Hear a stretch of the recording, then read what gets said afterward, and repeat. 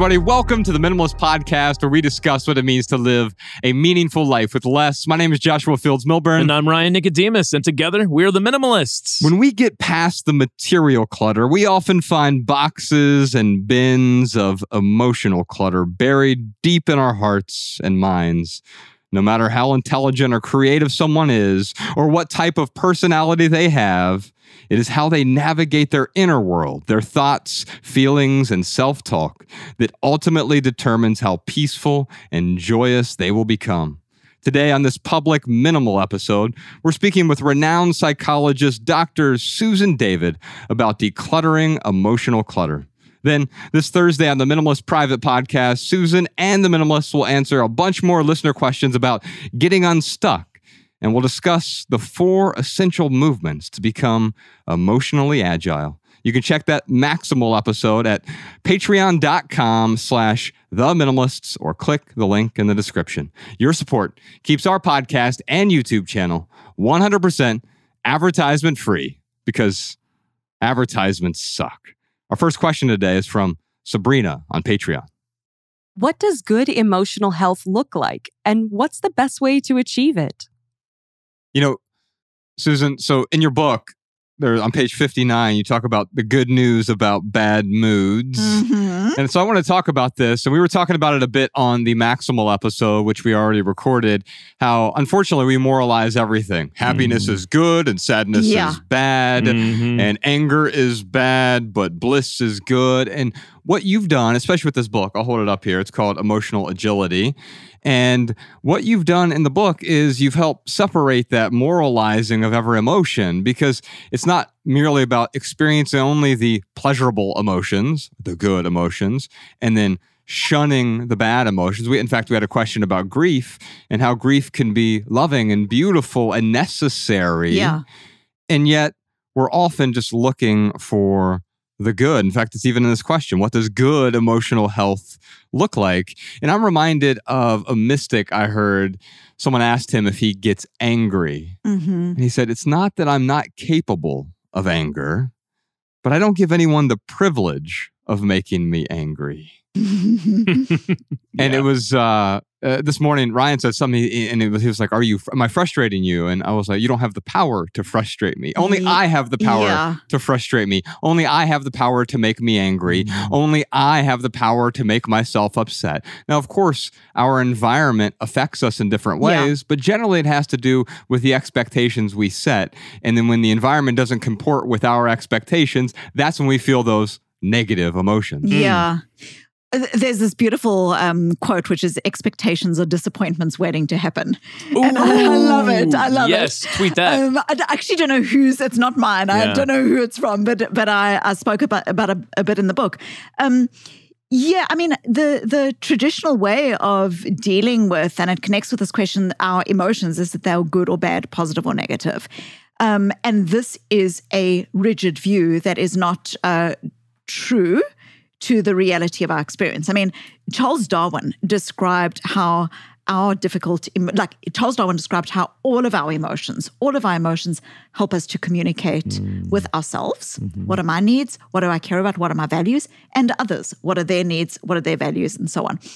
And so a really important part of emotional health is moving away from hustling with whether you are or aren't allowed to feel something, and instead facing into the fact that you do feel it. In Emotional Agility, I talk about how acceptance is the prerequisite to change. And it's this remarkable paradox that we have in our own lives. It's like only when you accept, face into the reality of what is, that you can move forward into what could be. And when I say acceptance, I don't mean passive resignation.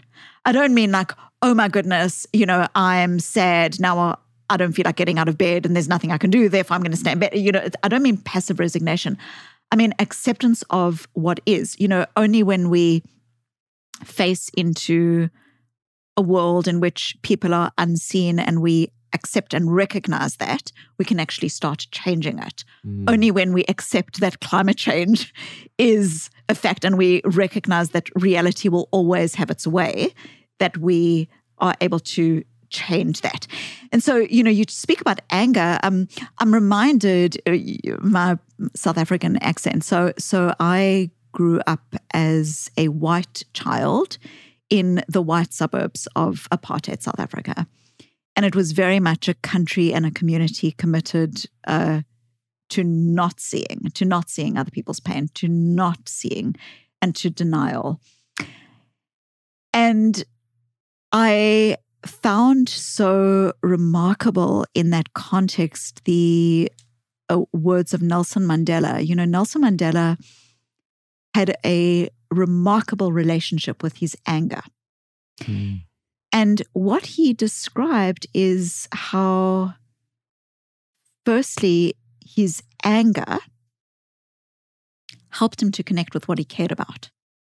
So I would actually suggest that anger is a very, very important emotion. There is no change that has ever happened in our communities or in our society without anger. Yeah. Okay? So anger is crucial. But one of the things that one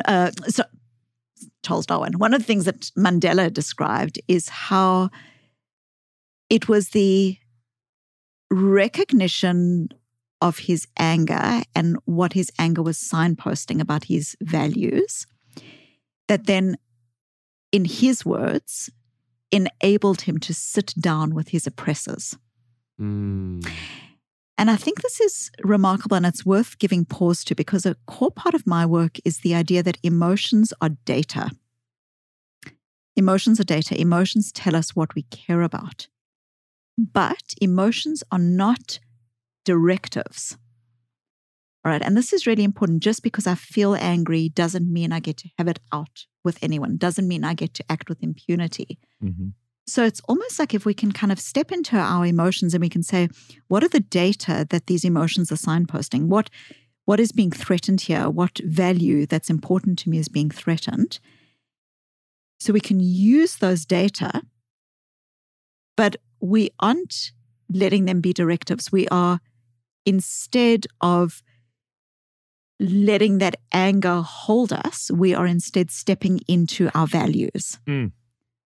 So the emotions are data, they're not directives. What are the directives? Our values, our wisdom. And this is so important because often when we get hooked, when we see on Twitter or when people get really, upset about something, and it's like they're upset because their values have been contravened, mm-hmm. but they're operating out of their rage rather than into their values. Mm. Yes. And when you operate out of your rage, you actually are very often going against your values. That's right. You often are now breaking down communication. Mm-hmm. And so I love this notion from Nelson Mandela because it was this idea of, I'm not turning away from my anger.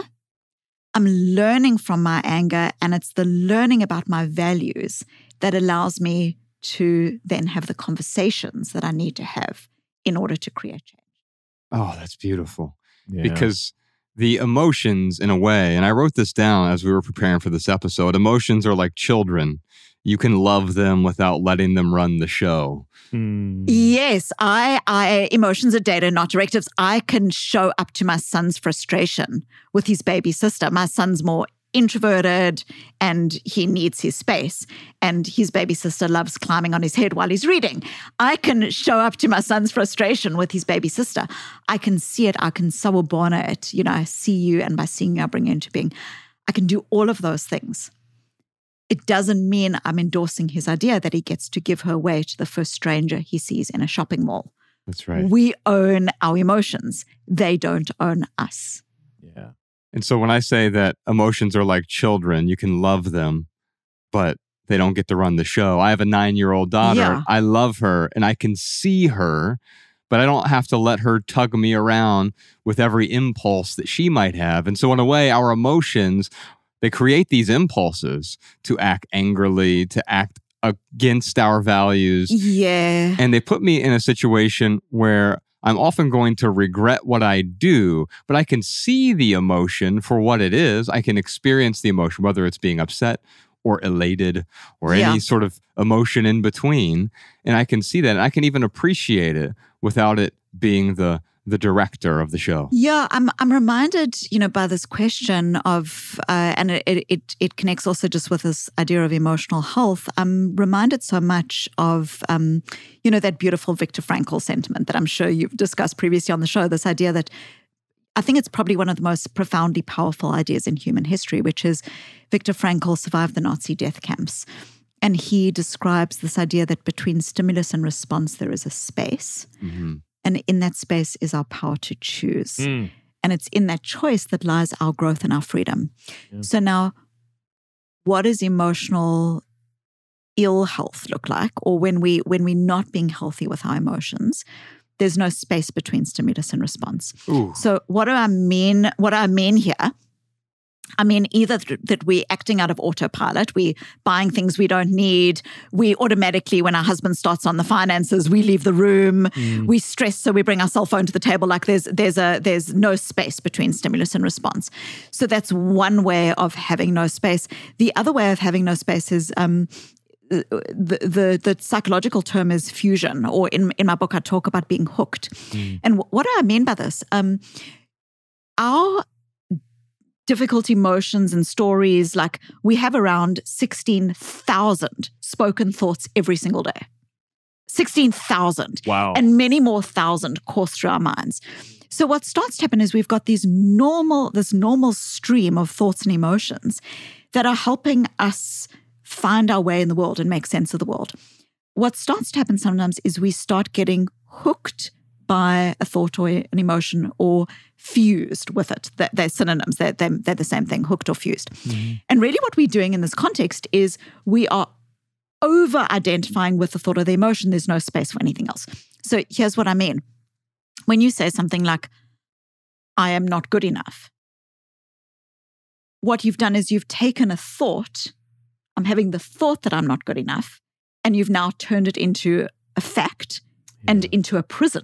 Yeah. Okay? Mm-hmm. Into a prison that's now directing your action. There's no space between stimulus and response. Mm. So one of the most powerful ways that we can start developing emotional agility is to create space between stimulus and response. Mm. And the first way we do this is by stopping to hustle with our difficult emotions. Like stop trying to decide whether you're allowed or not allowed to feel something. You're feeling what you're feeling. So showing up to that emotion with compassion and acceptance is powerful.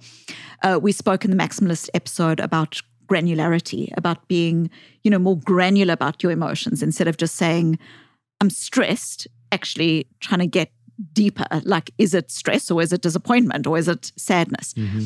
When we are more granular with our emotions, you can see, like, if you stressed, then you kind of fused. Your body, your psychology doesn't know what to do with it. You just like stuck.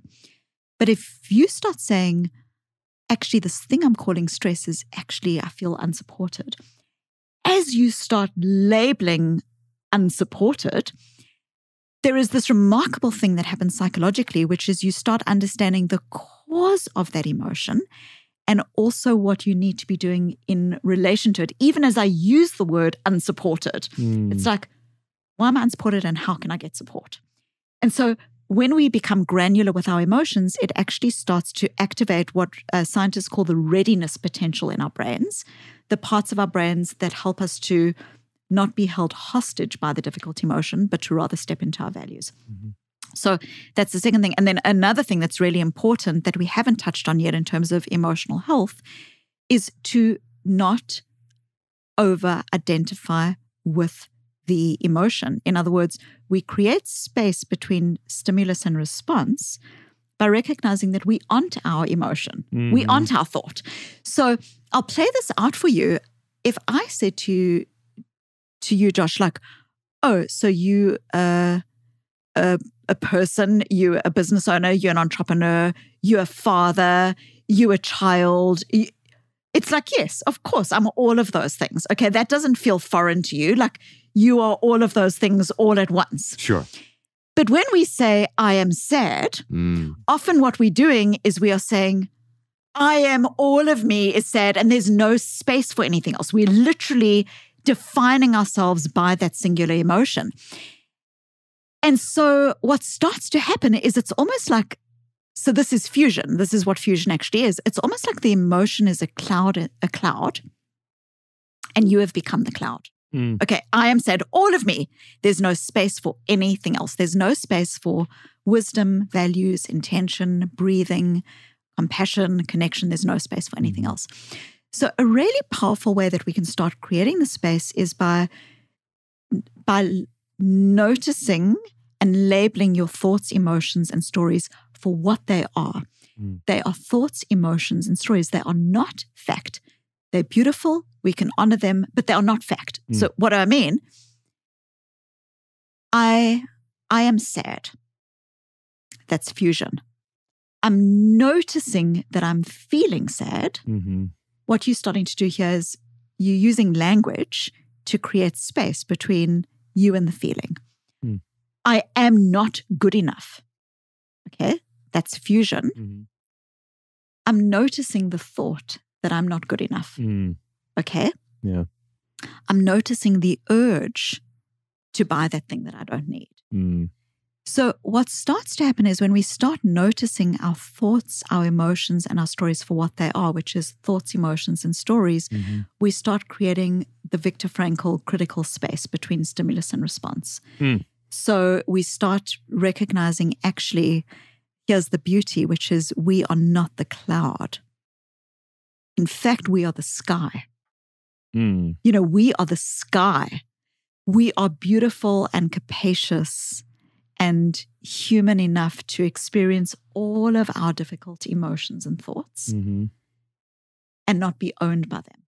Yeah, that's great. It makes the whole cliche of stopping and counting to 10 take on an actual meaning for me, because it gives, I'm not recommending that per se, although maybe I am recommending it, but when you stop and count to 10, it gives you time to kind of process the emotion rather than act on it. And you also talked about in the maximal, like hugging yourself. Yeah. I feel like that's a great way to pause as well when you're having a really negative emotion. Often when I'm doing talks for organizations, people say things to me like, well, our teams are going through a gazillion Zoom calls every day. How do we help them to develop a better sense of connection? And I'm like, a better sense of connection starts before you go on the Zoom call. Right. It goes in like actually grounding yourself. And this becomes really important. When people think about emotions, often they say, well, my emotions catch me off guard. And so, I'm struggling to manage my emotions effectively because they catch me off guard. But actually, when you look at it, what you start recognizing is it's not off guard at all. It's very patterned. We've been having the same argument with our spouse for the past 15 years. It's like not off guard. And so doing this thing, which is the power in the pause, and it is the power in the pause, what it's starting to do is you're starting to say, I'm being undermined. I'm noticing the thought that I'm being undermined. You're not avoiding. You're not pushing aside. Right. You're not getting stuck, but rather I'm noticing this thought, and you're starting to create a little bit of breathing room for yourself. Making some space for it. Yeah. Alabama, I'm going to apologize to Christy. We're running out of time. Christy in Bell Fountain, Ohio. We will get to her voicemail on a future episode. She called in and left a very thoughtful question. But Ryan, what time is it? You know what time it is. It's time for the lightning round. This is where we answer our readers' text messages. They can text us directly, Josh and I. They can just text 937-202-4654. Send in your questions. Send in your comments. Send in your smart remarks. So, Susan, what we do during the lightning round is we try to share a little pithy response. We call them minimal maxims. Podcast Sean tweezes them out. He puts them in the show notes so people can Amazing. This is your long-winded way of saying don't be long-winded. By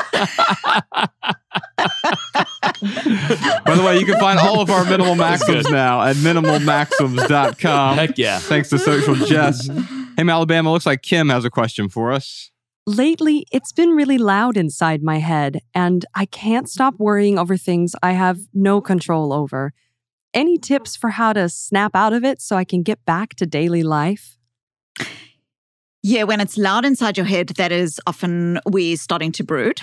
We're starting to ruminate. And so a very, very important way of starting to move beyond that is this labeling? Like, what is this thought? What is the worry? And like, what is it signposting around what I care about? And how can I move towards that? That becomes one of the most powerful ways. As soon as we start trying to push thoughts aside, there is what we call an amplification effect. And amplification is if you've ever tried not to think of a piece of chocolate cake. We know all we do is think of the chocolate cake. So when we try to push difficult thoughts aside, they actually come back stronger. So it's important to pause and to label and to try and understand what is the light that's being shone for me about what I care about. And I think also important there, recognizing, what can't you control becomes really critical. Yeah. I have something pithy from Susan, from her book, actually. So the book is called Emotional Agility. Do I do pithy sometimes? Yes. You talk about self-compassion a lot in the book. Yeah. And one thing that I tweezed out was self-compassion is not about lying to yourself. And I think those of us who struggle with self-compassion, we all often think, well, I'm telling myself some sort of false story. I'm lying to myself. And instead of being compassionate. Yeah, one of the great myths of self-compassion is that it's about lying to yourself, that it's about being weak or that you're being lazy or you're letting yourself off the hook. And actually the research shows you could not be further from the truth, that when you are self-compassionate, when you've got your own back, actually people who are self-compassionate are more honest with themselves, have stronger expectations of themselves, are more likely to go for what matters in their lives because they know that if and when things don't work out, they'll have their own backs. Yeah. So it's one of these paradoxes where sometimes being self-compassionate feels like it's being weak, and yet self-compassionate is actually what gives us inner strength. Yeah. Here's a pithy thought about worry. I wrote this down as a minimal maxim. To worry is to punish yourself for something that hasn't even happened yet. And so quite often we are telling ourselves some story about some catastrophe. We catastrophize this. We turn the molehill into a mountain, right? And as we do that, we worry about something. We're punishing ourselves right now in this moment. For something that hasn't happened, may never happen. It's not to say that worry isn't useful, but also it can compound and create something that doesn't exist at all. Absolutely. And I think that this is one of those things of like connecting with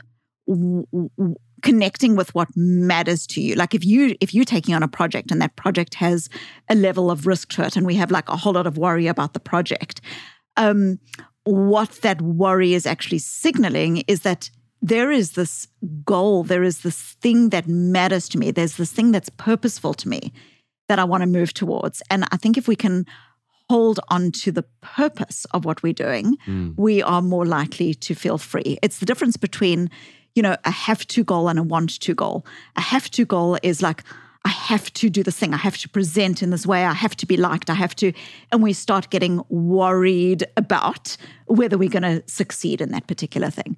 A want-to goal is where we connect with our values, where we say, fairness is really important to me. So how do I, in this conversation that I'm worried about, how do I have it fairly? How fair is it if I don't have this? And so we're bringing our values much more front and center to what we're doing in a way that's very liberating. Yeah. So Josh, he helped me come up with this pithy saying this morning. The calm is waiting beneath the chaos. And, I've got a second one to kind of go along with it. I was talking to a friend this morning, and we were having a conversation about this podcast, and I was talking to him about how like my whole life I've been working with my emotions and how excited I was to like be with you to like really, to really kind of even process them even more. But he said during our conversation, he said, "There's no way out but from within." There's no way out but from within. Yeah. His name is Osiris Shea. I told him I'd quote him because it's absolutely his. It's beautiful. But it's such a beautiful saying of, we have to look inside and find those, we have to find a way to find those pauses because, beneath that chaos, there does lie some silence. Yeah. We live in a world that tells us that we can fix everything. If we don't like our cell phone, we can buy a new cell phone. And if we don't like our house, we can repaint it. And often what we try to do is we try to fix our difficult experiences with forced false positivity, like just trying to be positive, just pretending that things are okay. But in truth, there is no way out but from within. From within, yeah. And the within shapes the outward in such beautiful ways. Yeah, absolutely. And then we're talking about guilt and shame, and I just had this pop into my head, and maybe this is lame, so you can on the maximum we talked about guilt and shame. Yeah, on the maximum we did. But kind of what you were talking about with pausing, you were kind of helping people move from shame to guilt. Yeah. So shame is lame, guilt can build. Okay, all right, I'll give you that one. Speaking of lame, don't tweet that podcast, Sean. All right, Malabama, we got a lot more to talk about, but first, what do you got for us? Here are some voicemail comments and insights from our listeners. Hi, this is Anson Feller. I'm calling from Salt Lake City, Utah. I'm a designer and frequently help clients navigate through the process of creating an intentional home. And in this process, I avoid trends at all costs. If we really look at what trendy design is, we see that it's designed to encourage consumerism. Companies are motivated to make products that will eventually go out of style. So I direct clients to architectural and design history to inform the style of the home. Quality is just as important in function as it is in design. Hi, this is Tracy from Madison, Wisconsin, and I wanted to share that over the last maybe 6 weeks to 2 months, my relationship with social media has drastically changed because my intention with it has really changed. Mainly, I'm a kidney donor, and I started really speaking up about it and trying to educate people and becoming a resource for people who are curious about it because there's so few out there, because this happens, but almost nobody talks about it. And it's been so rewarding in that every week a new person or even more than one person will contact me about donation. And it is the most rewarding way I have used social media. I also talk about finances, which was actually spurred from the budget podcast by the Minimalists. And I have gone like hellbent on paying off debt, not using credit cards. And I now have this ripple effect in my social network of other people that are doing the same thing. So it feels good to be intentionally spreading the good and sharing the things most people don't talk about and seeing really positive results and even richer and more positive connections coming back from that. All right, y'all, before we get to our Right Here, Right Now segment and our added value segment, big thanks to Dr. Susan David. Here's her book. Yeah. It's called Emotional Agility. We dive deep into the book on the Maximal episode over on Patreon this week. But real quick, for Right Here, Right Now, here's one thing that's going on in the life of the Minimalists. You may know that a few years ago, I think it was back in 2016, Ryan, we teamed up with Carl over at Minimalism and Albert over at 5 Style to create something called Minimalism Life. Yeah. And it's a side project of ours that we've been working on to curate the best in minimalist travel. That's 5 Style. And I mean, he is unbelievable aesthetically. And Carl as well. Carl has inspired me from day one. Yeah, I got to meet him in person when I was in Edinburgh. And yeah, he's a wonderful man. He's awesome. And so we teamed up with them to create Minimalism Life, the best of minimalist travel, well-being, that's the Minimalists, and minimalist design, that's Minimalisimo. And so recently we acquired minimalism.com as the domain for Minimalism Life. And so if you want some articles, some design, some wallpaper, everything minimalism, you can head on over now to minimalism.com and you can find that website there and bathe in the simplicity. Bathe in minimalism. So do we need to get minimalism.net now? We need more minimalism. We need more minimalism. You can also follow Minimalism Life on Twitter at Minimalism. Yeah. We had a kind person gift us that handle. They were sitting on it for a while. Yeah. Or follow the beautiful photos and videos, reels over on Instagram or TikTok. We'll put links to all of that in the show notes as well. When I'm scrolling on Instagram, I'll see like an amazing, like very thoughtful photo. I'm like, oh, who is this? I'm like, oh, this is ours. And a lot of it has our written words associated with the photos. So you can find all of that over at minimalism.com now. Ryan, for our added value this week, since we've been talking about emotional clutter, one way that we clutter our lives emotionally is when we are emotionally unavailable. When we are unavailable for the people that we love. You know, we might be there, but we aren't there. we're somewhere else. Our mind is somewhere. Maybe we're stuck in our glowing screens, or we're thinking about something else or someone else or some other circumstance. And quite often it's making us miserable, and also the people around us feel like we're emotionally unavailable. Yeah. I got a mellow pop song for you today. This one is from Caroline Polachek. It's called Bunny is a Writer. And you'll even notice there's this sample in it. I think it's a sample. There's this static. In fact, I bet the song is playing right now in the background for you if you're listening to the audio version of the podcast. If not, if you're watching the YouTube version, you can click right up here, and there's an awesome video for this song. But you hear the static even. And that, to me, is the emotional unavailability. Even within the song is mimetic of what we experience when someone is not available for us right there, even though they're in front of us. And the song, a bunny rabbit, is sort of the metaphor, right, for our emotions that we can't get a hold of, which we talk a lot about on the Maximal episode this week as well. But in the meantime, check out Caroline Polachek. This is Bunny is a Writer. By the way, Ryan, we got a bunch more surprise questions this week, like, what are some ways we can help others work through their emotional clutter? I crave a sense of control from growing up in a chaotic household, but now as an adult, it's costing me my relationships and inner peace. How do I keep my emotions and trauma from holding me back? I think Ryan secretly wrote that question in.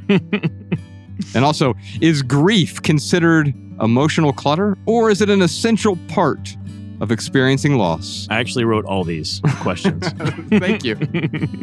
I do appreciate the questions from all of our patrons and the rest of our audience. Plus, we got a million more questions for Dr. Susan David and the Minimalists. And if you want to hear all that, check out the Minimalist private podcast this Thursday. Visit patreon.com/The Minimalists or click the link in the description to subscribe and get your personal link so that our weekly private podcast plays in your favorite podcast app. You'll also gain immediate access to hundreds of hours of private archives, recordings of live events, and our community of thousands of open-minded minimizers like you. You can follow The Minimalists on TikTok, Instagram, Facebook, and Twitter at The Minimalist. If you want our podcast show notes in your inbox, sign up for our email list over at theminimalists.com. On behalf of Ryan Nicodemus, Malabama, Podcast Sean, Jordan No More, Professor Sean, Social Jess, Danny Unknown, Post-Production Peter, Emma the Immigrant, and the rest of our team, I'm Joshua Fields Milburn. If you leave here today with just one message, let it be this: love people and use things, because the opposite never works. Thanks for being here, y'all. We'll see you next time. Every little thing you think that you need, every little thing you think that you need, every little thing that's just feeding your greed. Oh, I bet that you'd be fine without it.